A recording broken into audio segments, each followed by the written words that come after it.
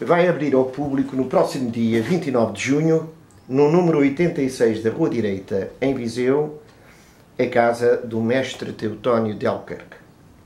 Teutónio Pedro de Albuquerque, oriundo de Serrazela, onde nasceu em 1914, concelho de Sátão, o mestre Albuquerque, como era de todos conhecido, professor na antiga Escola Comercial e Industrial de Viseu, hoje Escola Secundária Emílio Navarro, foi discípulo e colega do mestre Arnaldo Malho. Artífices do ferro forjado deixaram um legado na arte de bem trabalhar este e outros materiais afins, como o cobre e a madeira. São suas as palavras, cito: "A predileção pelo trabalho manual nasceu comigo.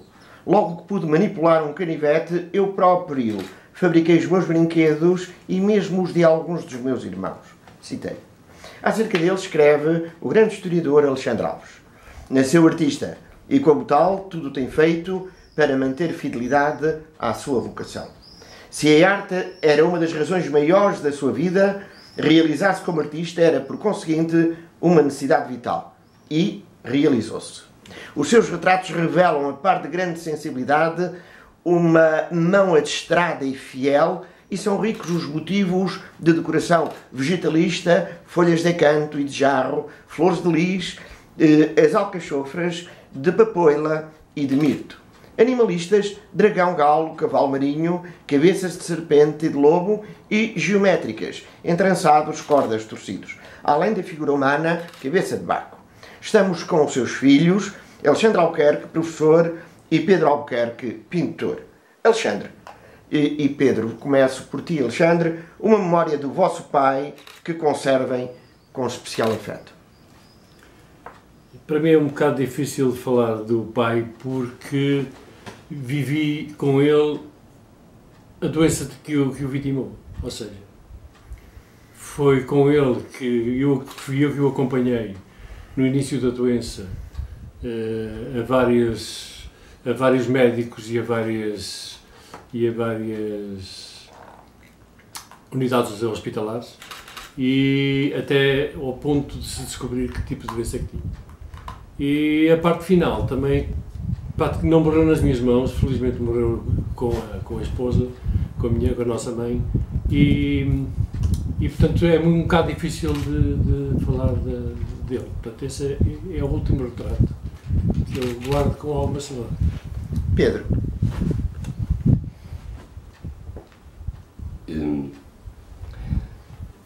Faz palavras do meu irmão, que na verdade é isso. O meu acompanhamento não foi, mas não foi tão ativo. Tive uma parte também em que estive, aliás, na noite em que ele morreu. Eu era para ficar e fui substituído, porque me disseram: olha, vai para casa. Pronto. Relativamente à imagem que tenho dele, eu estou aqui por causa dele e a minha obra existe por causa dele. E queria, de alguma forma, que é uma responsabilidade enorme, continuar da minha parte. E não me queria nunca confundir com ele, apesar de ter o mesmo nome. Que foi um grande problema para mim durante a minha vida, porque me confundiram ou confundem de alguma forma. Que é sempre a história o filho do mestre. Pronto, isso para mim afeta-me. Claro que não me afeta do seu ponto de vista, porque sou touro, sou teimoso, segundo dizem, e como tal, pronto, no fundo é isto, quer dizer, a minha obra complementará, digamos, a obra dele. Será mais ou menos isto. De onde e como nasce este projeto da abertura da casa do vosso pai? Este projeto nasce de uma ideia engraçada, que é assim. Primeiro fiz uma proposta ao Pedro, no sentido de abrir a casa aos Jardins Efêmeros, que é um evento que a Câmara de Viseu promove anualmente. O Pedro aceitou e deitámos mãos à obra. Quando esta obra estava em andamento, porque havia muito que fazer, e portanto sabíamos que eram muitos meses de trabalho, e quando começámos, portanto, quando a tornámos em andamento, o Pedro lembrou, e ainda bem que o fez, que este ano seriam os 100 anos de nascimento do nosso pai. Isso fez com que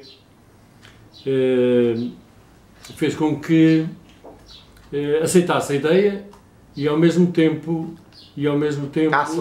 acelerássemos, porque claro, o prazo era muito claro, era cada vez mais apertado. Claro. Entretanto, eu tinha um amigo que me ofereceu umas latas de cerveja, de Coca-Cola, de uma coleção de um filho dele, só vai 2.000 e tal latas. E eu tinha, em princípio, tinha pensado fazer uma escultura com as latas. Falei ao Pedro, o Pedro disse-me que era possível, vamos, sim senhor, vamos fazer um objeto, vamos ver o que é que vai ser. Quando comecei a montar as latas, comecei a dar conta que estruturalmente não se ligavam umas às outras, ou seja, eu por mais soldas que tentasse, como aqui essas latas são de alumínio, eu não, com os materiais que eu tinha, não conseguia soldar as latas. Depois surgiu outra ideia, que era vazar as latas e ligá-las por uma verguinha interior, de maneira a dar-lhe forma. Quando essa ideia também não resultava, porque o peso das latas parecem individualmente são leves, mas no conjunto são muito pesadas. E então surgiu, o Pedro perguntou-me se o que é que queria que eu fizesse, qual era o objeto que eu ia fazer. Eu disse, vou fazer um galo porque é um símbolo nacional e ao mesmo tempo é uma peça que o nosso pai tem elaborada. E então, em combinação com o Pedro, decidimos fazer em verguinha, porque o meu pai também tem trabalhos em verguinha, não da forma como eu o fiz. Então abracei a ideia, eu e o Pedro, mas que efetivamente fui eu que fiz o trabalho, e portanto o trabalho que vai ficar na frontaria da casa será uma interpretação minha de um trabalho do pai. Este trabalho tem mais ou menos 2 metros cerca de 2 metros de altura, e fez-me recordar alguns momentos que eu passei que eu passei com o meu pai. Na ajuda que eu tive com ele, ele pediu-me uma vez colaboração e eu ajudei a fazer ainda na escola industrial, ajudei-lhe a fazer uma parte de um trabalho que foi aplicado no candeeiro. Aquilo custou-me muito. E eu dei-lhe, custou-me tanto que eu nunca mais quis pegar nem martelos nem cinzei. Uma arte mais dura, não é? Muito dura. Portanto, aí eu tive a certeza também que aquilo era muito difícil de fazer. Hoje, que depois de eu ter feito aquele trabalho, deu-me tanto entusiasmo que eu digo assim, como é que é possível eu ter perdido os conselhos e a opinião e a técnica que eu tanto precisei para fazer esta... Porque tive que estudar. Adaptar, porque eu vou lá, coisas tive que ir buscar do que havia. Foi tão engraçado que o prazer que me deu a construir aquele trabalho e depois está decorado com alguma parte daquelas latas que o testemunho me ofereceu. Está engraçado. E que teremos oportunidade de ver. Pedro, fundamentalmente o que pode o público aqui observar na casa dos vossos pais, que vai ser aberta para visita no dia 29? Bom, essencialmente digamos, a entrega não só visual como intelectual da obra que pertence ao povo. Isto é, a obra é da cidade, não é? E como é da cidade, a obra não é nossa. Nós apenas somos os simples depositários. Exato. O que é verdadeiramente um problema para nós, porque nós somos responsáveis pela obra. Se faltar uma obra a roubarem, isto é, se desaparecer ou estragar, que já aconteceu, é preciso tratamento, quer dizer, é uma responsabilidade enorme que eu não quero assumir, porque não há garantia de segurança. Pronto. E portanto,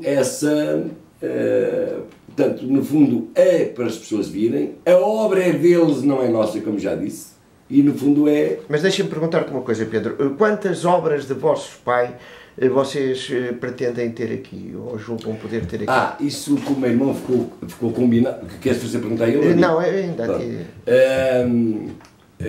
isso ficou combinado ser, da obra total, colocarmos a obra, isto é, como não comporta, porque precisa de espaço, a obra completa. Portanto, há todo o interesse em que efetivamente se ponha algumas peças, isto é, pronto, daquelas Mais volumosas. Não é por causa do peso, toda a gente sabe que aquilo é pesado, portanto, mas ter o acompanhamento fotográfico de outras que são mais pequenas e que era impossível. E que estão espalhadas no que estão resguardadas. Sim.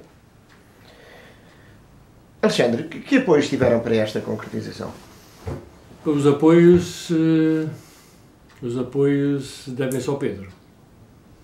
Porque no início... E aos amigos do Pedro. Porque é assim. No início, as nossas contribuições, sabíamos que isto implicaria uma despesa elevada. Não queríamos investir aqui tanto porque, pelas razões da herança que ainda está em causa. E, portanto, o Pedro disponibilizou, e falando com alguns amigos que foram inexcedíveis na parte de colaborar, foram mesmo inexcedíveis. Não há palavras de agradecimento. Também foi possível porque eles aí revelam o quanto o Pedro significa para eles. E pronto, e é uma solidariedade também artística, de certa maneira, não é? Não sei se será solidariedade artística, mas eu acho... Não há ali mais qualquer coisa. Acho que há mais qualquer coisa. Amizade. Há muita amizade. Mas então, há muito valor altruístico sobre aquilo que o Pedro representa para eles e que a obra representa para a cidade. Sim, mas o Pedro é uma instituição que nós já conhecemos. Mas há aqui outra coisa que eu queria saber. E nós estamos a falar de um amigo que vem, de um amigo que ajuda, do empenhamento de um coletivo, mas agora isto não é para esses amigos, isto é para todos os guizienses e para as pessoas de fora que eventualmente venham a Viseu e tenham mais uma proposta, mais uma oferta, mais algo para levar na sua bagagem, na sua memória, uma recordação da cidade. E a Câmara que se comprometeu, portanto, até agora se comprometeu a reparar a fachada da casa, porque havia algumas fissuras que tinham sido, uma sim e outra não, ou seja, uma fissura tinha sido provocada pela instalação da eletrificação do Natal da rua, a outra era uma fissura natural do tempo da casa, e portanto a Câmara reparou essas fissuras e ao mesmo tempo também assumia o patrocínio da publicação do catálogo e das telas que irão as tarjas que irão servir de divulgação deste evento. Muito bem. Alexandre, esta homenagem, porque no fundo disso se trata, simboliza essencialmente o quê? A homenagem simboliza para nós aquilo que lhe custou tanto, quer dizer, o valor que ele... Ou seja, eu acho que simboliza o trabalho, essencialmente. Exatamente, é isso mesmo. Simboliza essencialmente o trabalho. O trabalho, estamos a falar do trabalho do vosso pai. O trabalho. Uma vida de trabalho do vosso pai, uma vida de concretização de obras, uma vida de professor, uma vida de mestre, uma vida de dedicação. E é essa homenagem que vocês querem fazer ao seu nome, à sua memória, talvez até no melhor sítio ou no único sítio possível, na casa onde durante tantos anos residiu e vocês todos residiram. No fundo é o berço dele, não é? No fundo, exatamente. Pedro, esta Casa-Museu vai ter outras atividades para além da exposição permanente dos trabalhos do mestre. E se vai ter, quais? Isso no fundo é assim. Vamos lá ver se eu não consigo fazer perceber. Os trabalhos do meu pai, portanto, mantêm-se até a abertura dos Jardins e Fêmeas, ok. Mas há sempre trabalho do meu pai, portanto, a fotográfica em princípio, a fotográfica vai-se manter, portanto, fotográfico de uma parte. É uma sala reservada para pronto. E a outra será extensiva, por exemplo, a exposições Temporárias? Exatamente. De vários artistas? Exatamente. Portanto, o que eu quero meter aqui, no fundo, era pegar no meu acervo de obra, que não é a minha que está em causa, porque a minha, já toda a gente sabe, o problema não é a minha, o problema é da obra que eu tenho dos outros. Enfim, de vários nomes, que eu acho que deveriam ser mostrados, isto é, que têm que ser colocados aí, isto é, no espaço, porque eu ter a obra metida dentro de um cubículo, no fundo é ter um prisioneiro que não cometeu crime nenhum. Exatamente. E no fundo mais, é ter uma falta de respeito para com os artistas que pintaram, porque há muitos que já morreram e é preciso ter respeito por eles. Se eu me queixo porque o meu pai não contribuiu, alguns não contribuíram, ou porque não tiveram digamos, essa sensibilidade, pelo menos eu não quero fazer isso numa outra forma, parece semelhante, com os quadros que eu tenho dos outros artistas, especialmente aqueles que morreram, independentemente dos que morreram ou não. Pronto, mas essa...